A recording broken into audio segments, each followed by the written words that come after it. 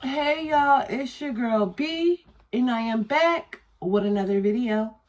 Welcome back. Welcome back. Welcome back. Welcome back, bitches. Hey y'all, it's your girl B, and I am back with another video.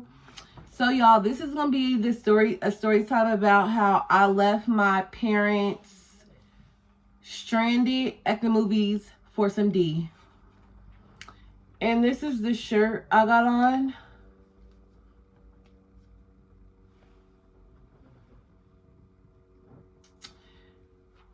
You know, you can't see it because of my setup, but I am kind of trying to be in the Halloween spirit. So yeah. And before y'all get to judging me, don't act like you ain't never ditched your family for no good deed. Well, I'm not even gonna say the D was good. I was just a fool. So yeah, y'all, this is gonna be a story time about how I ditched my auntie and my mom, left them at the movies for some ding-a-lang. Let's get into it. So this story, we're gonna have to take this way back. So my auntie and I, we're like this, you know, she's the yin to my yang, you know? She's kind of like a second mom to me. So me, her, and my mom, we will always do things together, whether that be watching TV together, eating together, going to the movies, just talking in the car or whatever. So at this time, I am a teenager. I am like 17 years old. And at this time, I'm living with my cousin, and we're going to call her Paige. I'm living with my cousin Paige at this time. And my cousin Paige, she was cool. She would let me push the whip from time to time, you know? As long as I got her a cookie toe or some Converse, you know what I'm saying? She'll let me push that big body. So I was talking on the phone with my mom and my auntie, and we were all talking about going to the movies. So I'm like, yes, I am down. We're just going to call my mom, and we're going to call my auntie T. So Auntie T. So we decided to go to the movies, and I'm like, I'm going to pick you guys up because I got Paige's truck. I just got to go run and get Paige a cookie tote. She wanted 2 cookie totes from McDonald's and, I think a 2-liter.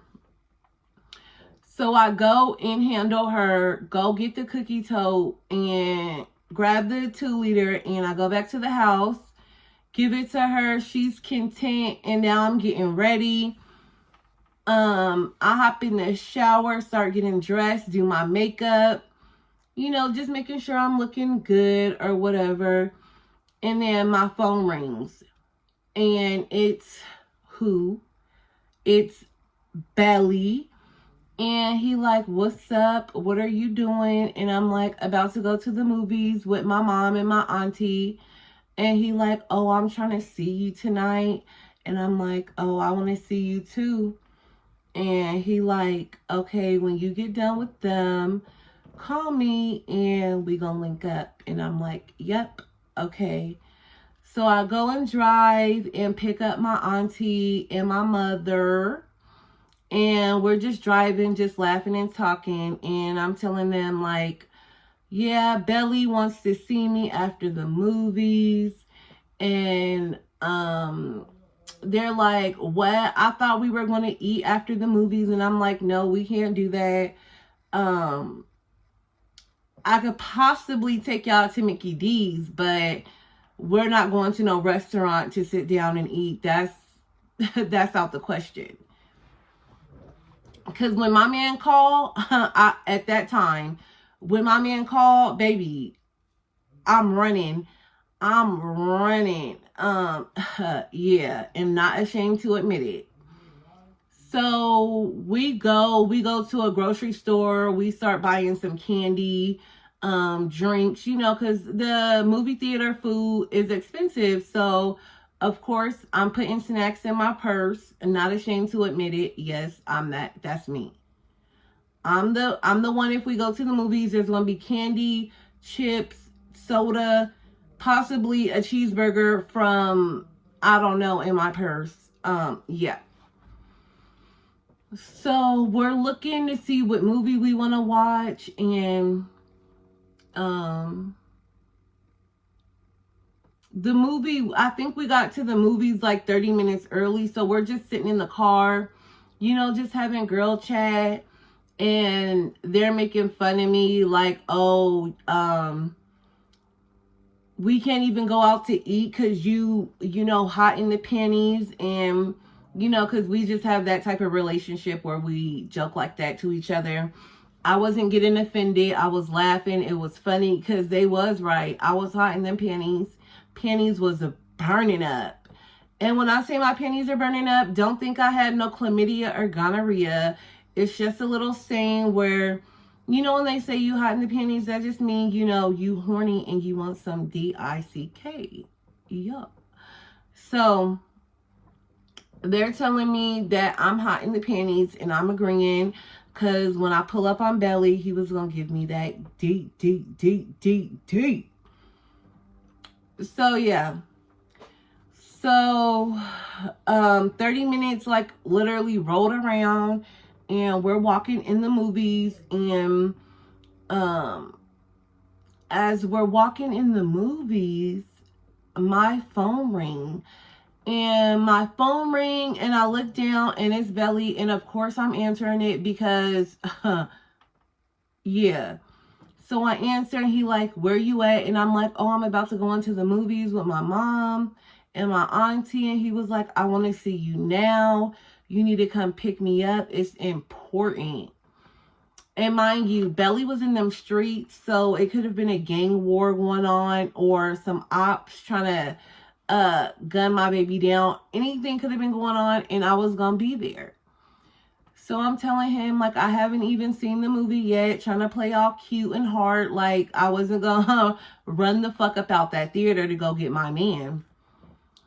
So my mom and auntie looking at me like, girl, I know you ain't about to leave us up here at this movie theater. And I'm thinking like, yes, I am. So I tell them like, oh, I'm not going to be able to watch the movie. I have to go pick up my man. He needs me. It's an emergency. And when I tell you my mom start clowning me, she start clowning me hard. So I'm like, I don't care. I'm in love. And no one's going to get in the way of my man. You know what I'm saying? I'm thinking this man is going to be my husband. Like, y'all just mad that y'all not in love. And if you think that you're going to keep me at this fucking movie theater watching this boring ass movie when I could go be getting with my man, because at the time I'm thinking like this. If I don't ski skirt pull up on him, another bitch will. And knowing Belly's track record, he would have called another bitch, okay? And I wanted to be the first one there to show him that I'm a ride or die. You know that song? Baby, you my ride or die chick. Why do you do the things you do just for me? While niggas hate it, by my side you waited. And you didn't have to. For that I love you. You trusted me, I trusted you. You confide in me, I confide in you. Yeah, all that. So I wanted to be that ride or die. So I skeet skirt, run up out that movie. I'm doing the 100-yard dash out that movie theater, going to go get my man. So I tell my mom and my auntie, when the movie's over, y'all call me. I'm a skeet skirt, pull up back up on you. So the movie was like a 2-hour movie, and Belly, he a minute man. So we was gonna talk for a little bit. I was gonna get that 2-minute D, and I was gonna be back up on my way. Yeah. So I'm leaving the theater, and mind you, I live in Anchorage, Alaska. It's wintertime, and it's wintertime. So I'm driving. I drive like 30 minutes, 30 minutes away to go get him.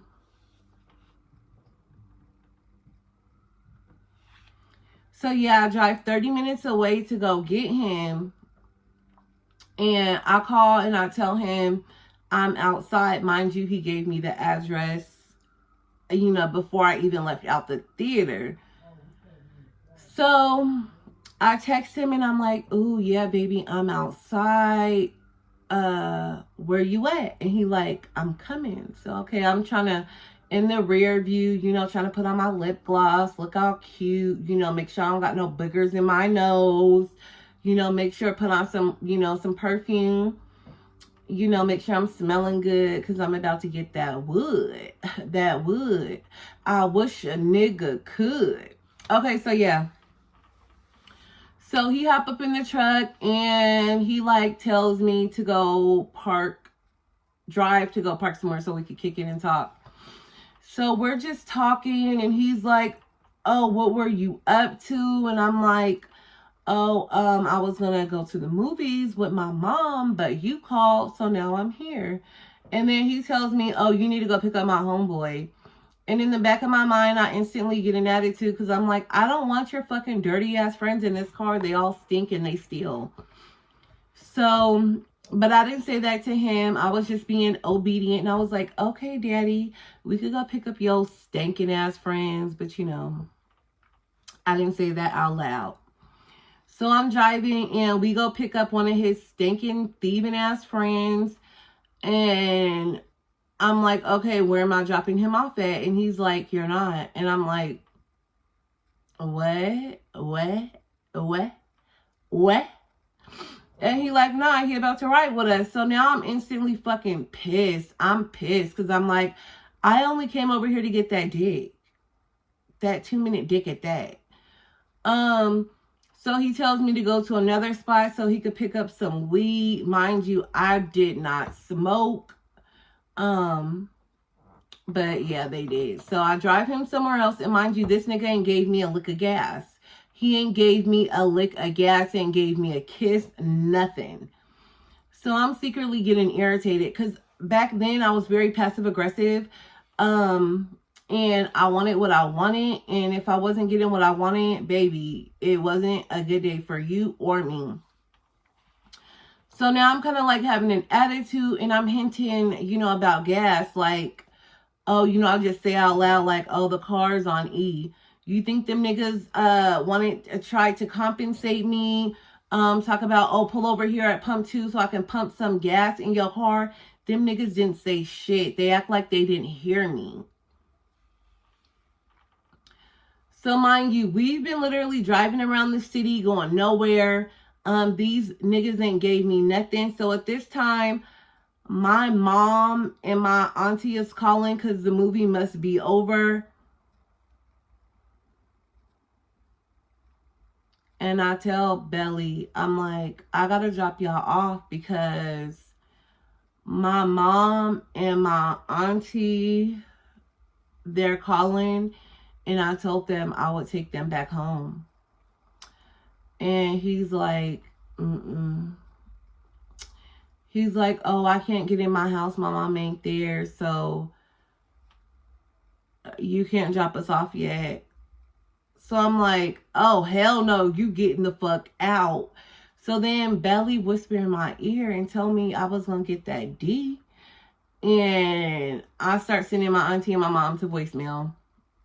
Yeah, I'm ashamed. I'm ashamed. Yes. So they're blowing me up and I'm just sending them to voicemail because I'm thinking, okay, maybe in the next 30 minutes, I'm going to drop his dusty ass friends off and we going to park somewhere and he going to fill me up and I'm going to go get my people. But yeah, no, that wasn't happening. So he asked me to take him somewhere far, like maybe somewhere that's like 45 minutes away. So I'm driving and I drop his dusty, dirty ass friends off. And now he tell me to like go park.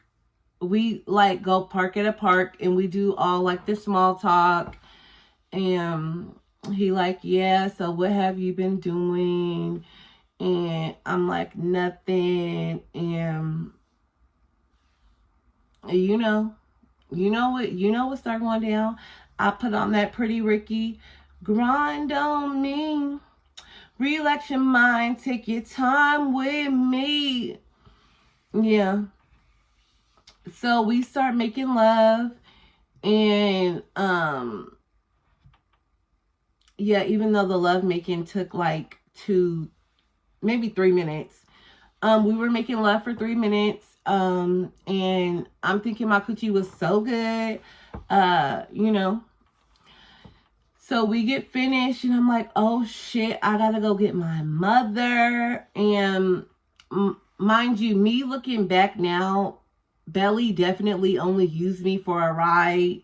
He used me to go pick up his friends, take them to get weed, and use me for some coochie. And I took him home. Mind you, this nigga still didn't give me no fucking gas, no nothing. He gave me hard dick minus the bubble gum. Didn't even get a piece of chewing gum. So I'm now like blowing my mom them phone up. I'm like now acting irritated with them. Like, I'm calling y'all, where y'all at? Why you ain't answering the phone? They like, no girl, don't even fucking try that shit. You fucking ditched us for your little boyfriend. And I'm like, no, I've been calling y'all. They're like, no, we were calling you. You sent us to voicemail. Then Paige start calling me. And she like, where the hell you at? Bring my motherfucking truck back. And you better bring my truck back with some fucking gas in it. So now I'm like panicking, like, where the hell am I going to get gas? Because my mom and auntie, they were going to give me gas for taking them to and from. So I text this nigga Belly. And I'm like, you got $20? He told me, he was like, hell no, I don't got $20 to give you. And I'm looking like, I done gave you the best 3 minutes of your motherfucking life and you can't even give me $20. That day there taught me I would never give a nigga my coochie and don't get nothing out of it. Call it what you want. Literally, that day he did me dirty like that taught me, if a nigga gonna get his, I'm gonna get mine. And I ain't talking about no nut. I'm talking about, yeah, if you know, you know. But yeah, y'all, that was the time I left my family stranded at the movies for the D. Yeah. Make sure you like, comment, and subscribe. Turn on those post notifications. And let me know in the comments. Have you ever left your homegirl, your brother, your sister, your mama, your cousin stranded for the D? If so, we need to talk about it. Because I know I'm not the only one. Maybe I'm the only one who will admit it.